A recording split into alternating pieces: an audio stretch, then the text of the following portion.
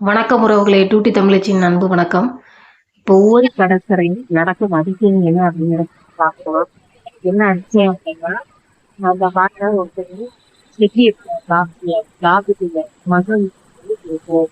இதை நான் வாட்ச் பண்ணிட்டே இருந்தேன். சிட்டையை நான் போய் கேட்டேன், இது என்னது, எதுக்காக இப்படி பண்றீங்க அப்படின்னு கேட்டேன். அப்பதான் வச்சுருக்காரு, இது ஒரு வேண்டுதலுக்காக நான் செய்யறோம் அப்படின்னு. இப்போ அப்படிங்கிறது ஒரு யோசனை.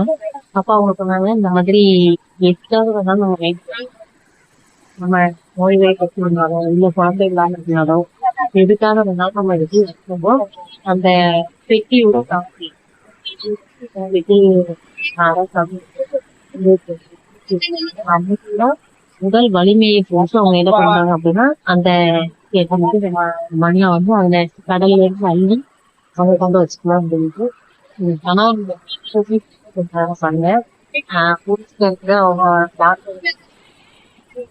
அவங்க சொல்லி பண்ணிட்டு இருப்பாங்க.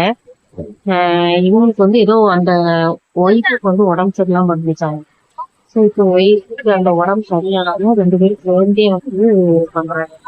அதே மாதிரி நம்ம மருதமலையில பார்க்கும்போது கண்டிப்பா வச்சிருப்பாங்க. மழை கல்லடி செஞ்சு வச்சிருப்பாங்க. அது எதுக்கு அப்படின்னா, வீடு கட்டணுங்கிற மாதிரி ஆசை இருந்துச்சு அப்படின்னா நம்ம வீடு கிட்டே ஆசை நிறைய இருக்கும் அப்படின்னு இது எந்த லெவலில் நீங்க ஓவரிக்கு போனீங்கன்னா பாருங்க. நன்றி உறவுகளே.